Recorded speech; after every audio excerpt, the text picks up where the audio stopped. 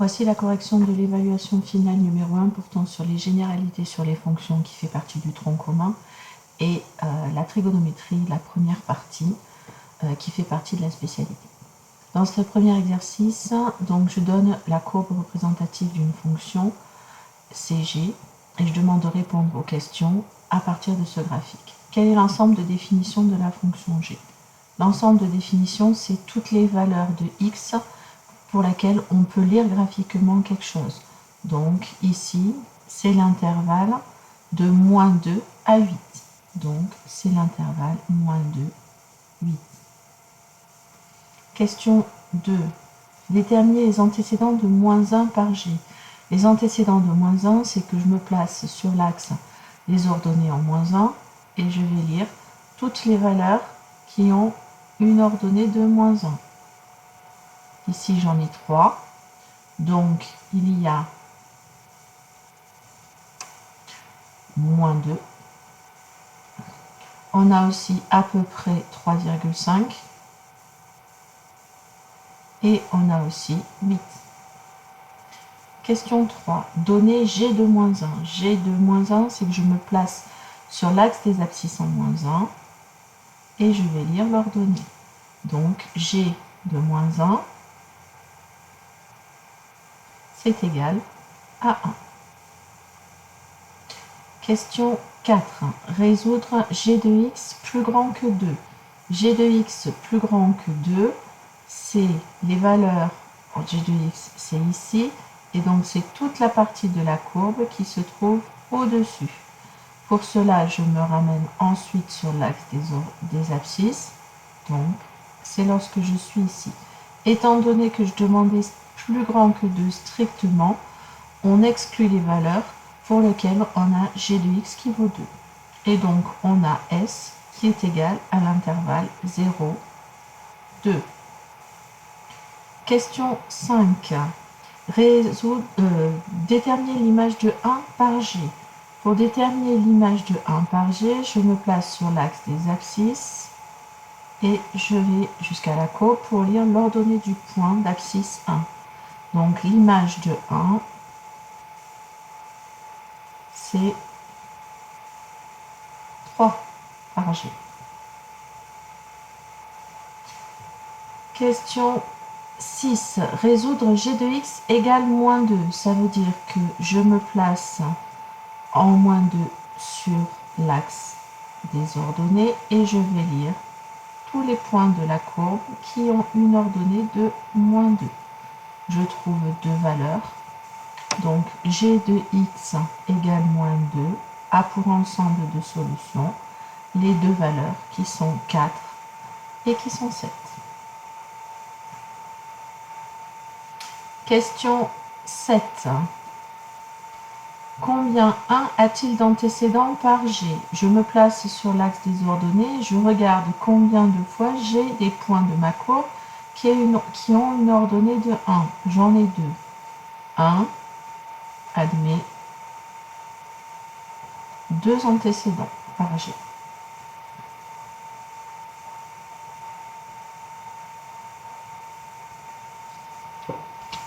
Passons à la partie B, soit la fonction f définie par f de x égale moins 1 demi de x carré plus 2x moins 1.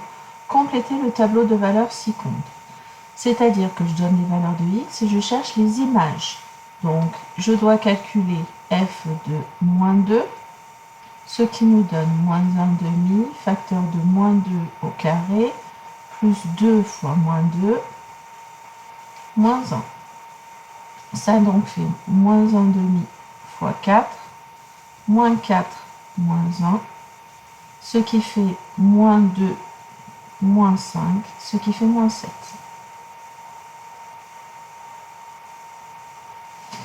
L'image de moins 1, f de moins 1, ça nous fait moins 1 demi, facteur de moins 1 au carré, plus 2 fois moins 1, moins 1.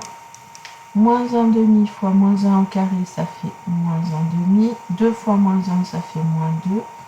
Moins 1, ça fait moins 1 demi, moins 3. Je réduis au même dénominateur, ça fait moins 1 demi, moins 6 demi. Et ça fait moins 7,5.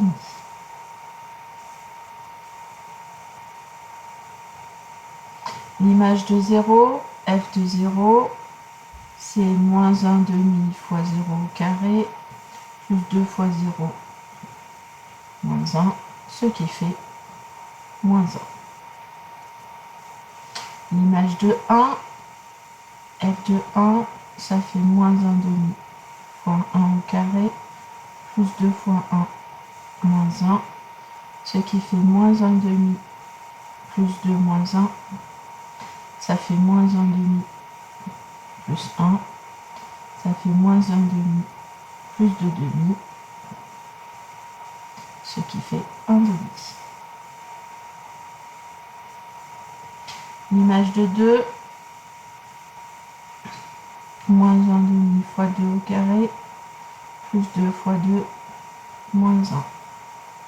2 au carré, ça fait 4, moins 1,5, ça fait moins 2, plus 4, moins 1, ça fait 1.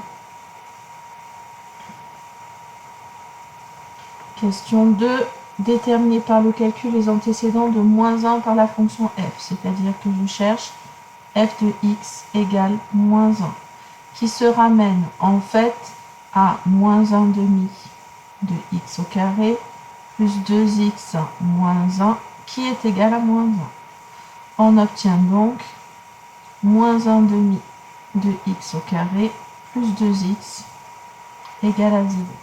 Ici, c'est une équation du second degré. On ne sait pas résoudre des équations du second degré, on ne sait que factoriser ces expressions, surtout celle-ci, par un facteur commun. On constate qu'il y a x pour les deux.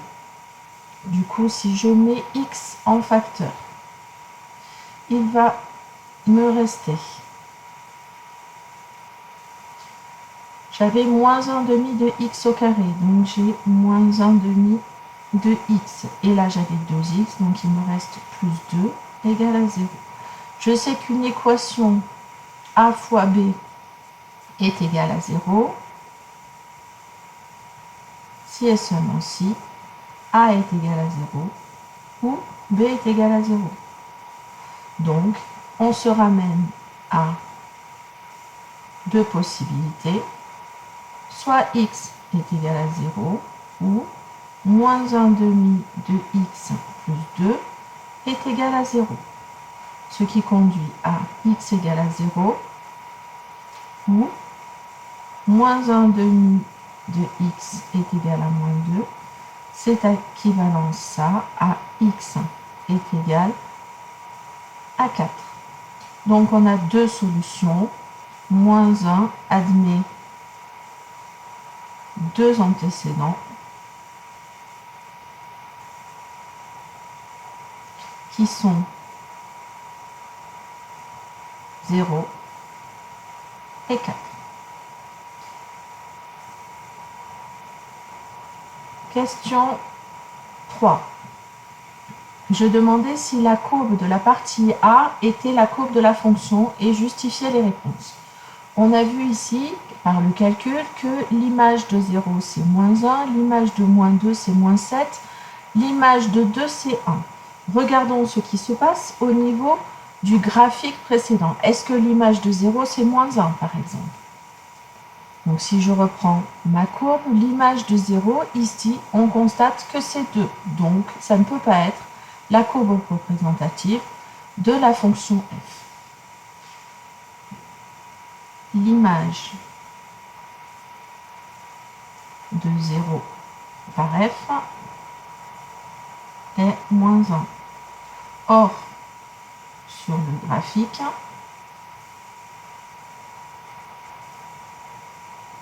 l'image de 0 est 2. Donc, ce n'est pas le graphique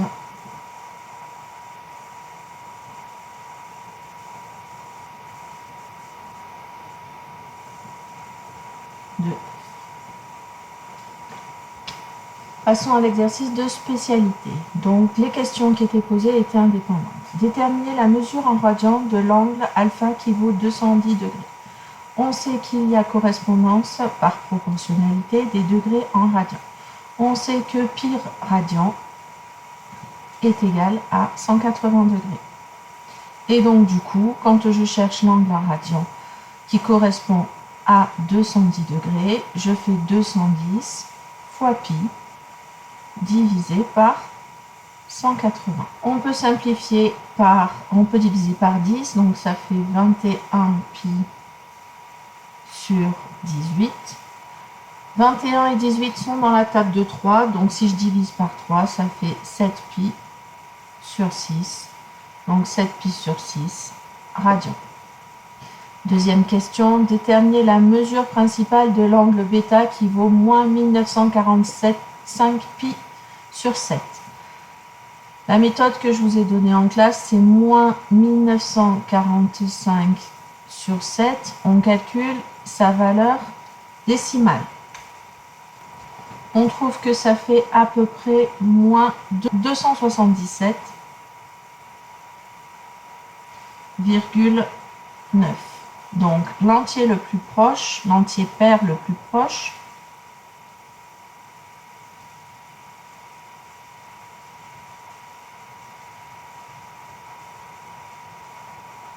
c'est moins 278.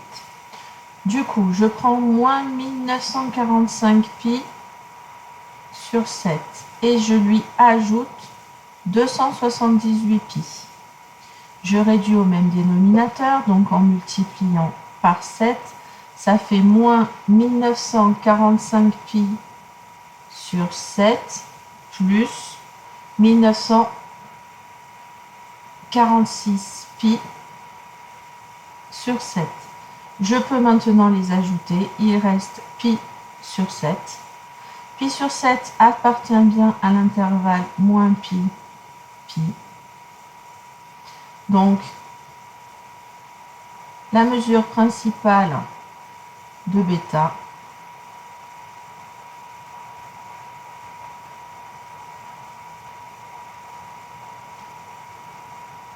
est pi sur 7 radians. Question 3. Placez sur le cercle trigonométrique ci-contre les points A, B et C, images respectivement des réels. Moins pi sur 3, 5 pi sur 4 et moins 3 pi sur 2. Il s'agit ici en fait de partager notre cercle trigonométrique qui a un rayon de 1 et donc la longueur de notre cercle c'est 2 pi. Ça veut dire que notre demi-cercle c'est pi. Ici, je dois placer moins pi sur 3. Donc ça veut dire que ce demi-cercle, je le partage en 3 parts égales. Ici, ça fait une première part, une deuxième part et une troisième part. J'en prends une seule, donc moins pi sur 3 va se placer ici. Voilà notre point A. Le point B, c'est 5 pi sur 4. Ça veut dire que je partage mon demi-cercle en parts de 4. Ici, ça fait une part, deux parts, 3 parts, 4 parts. Je dois en prendre 5. Donc, mon point B, il est ici. Le point C, c'est moins 3 pi sur 2. Ça veut dire que je partage mon demi-cercle en 2. Ça fait une première part, une deuxième part. Il m'en faut 3. Donc, 3, ça veut dire que le point C, il se trouve au même endroit que J. Question 4. Déterminer un réel associé aux points D, E, F, I et J.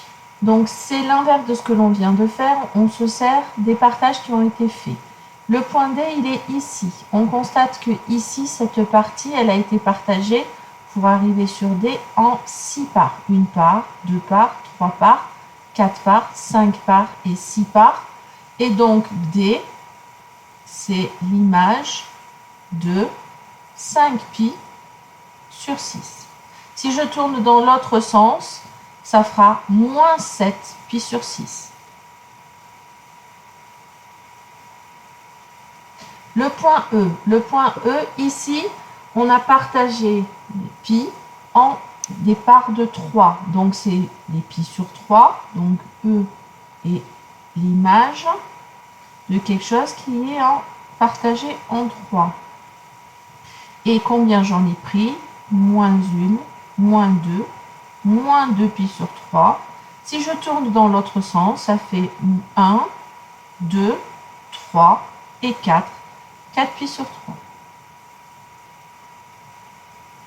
Le point F que j'ai ici, la valeur de pi est partagée en 4 parts et j'en ai pris une.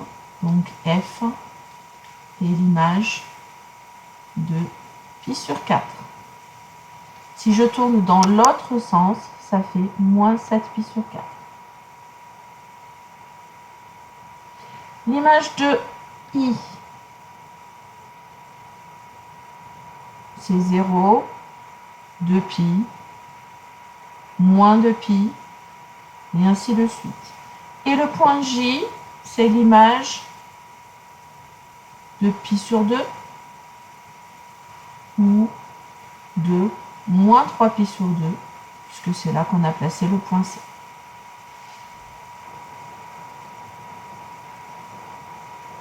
Question 5. Déterminez la mesure en degrés de l'angle delta qui vaut 7 pi sur 5. De la même manière, on sait que pi radian, c'est égal à 180 degrés. Donc, si j'ai l'angle delta qui vaut 7 pi sur 5 radians, on va faire 7 pi sur 5 que multiplie 180 divisé par pi. On peut simplifier par pi. Il nous reste donc 7 fois 180 divisé par 5. Si je divise 180 par 5, j'obtiens 36. Donc ça fait 7 fois 36 qui nous donne 252. Donc notre angle delta fait 252 degrés. Question 6. Soit x un réel de l'intervalle 3π sur 2, 2π, tel que sinus x égale moins 3 quarts. Sur le cercle trigonométrique, si contreplacer le point M, image du réel x. Donc première chose à voir, c'est où se situe x sur le demi-cercle. On sait qu'il est entre 3π sur 2 et 2π. 3π sur 2, quand je le place sur le cercle trigonométrique, j'arrive ici. 2π, c'est ici. Et donc, il va se trouver quelque part sur cette partie. Je sais en plus que sinus x égale moins 3 quarts. Les sinus se lisent sur l'axe des ordonnées. Moins 3 quarts, ça correspond à ici. Donc, les points qui se situent à une ordonnée de moins 3 quarts, c'est cela. Et on en déduit donc que notre point M se trouve à l'intersection de ce qui est rouge et de ce qui est vert. Et donc, notre point M ne peut que être ici. Question B, quel est le signe de cosinus x? Cosinus x est l'abscisse du point M.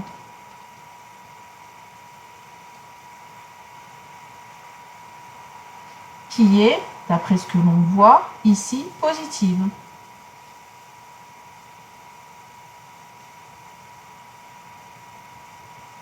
Donc, cosinus x est forcément positif. Question C, déterminer la valeur exacte de cosinus x. On sait que cosinus x au carré plus sinus x au carré, quelle que soit la valeur de x, est égale à 1. Je remplace par ce que je connais. Cosinus x, c'est ce que je cherche, donc je garde cosinus x au carré. Sinus x, je le remplace par moins 3 quarts, est égal à 1. Ça nous donne cosinus de x au carré plus 9/16 est égal à 1. Donc que cosinus x au carré est égal à 1 moins 9/16. Je réduis au même dénominateur, ça fait donc cosinus x au carré qui est égal à 16/16 moins 9/16, ce qui nous donne cosinus x au carré qui est égal à 7/16. On en déduit du coup qu'il y a deux possibilités pour cosinus x. Cosinus x va être égal à racine carrée de 7 16e, c'est-à-dire racine carrée de 7 sur 4, ou cosinus x est égal à l'opposé, moins racine carrée de 7 sur 16, c'est-à-dire moins racine carrée de 7 sur 4. Mais cosinus x, il est positif. Donc, moins racine carrée de 7 quarts est impossible.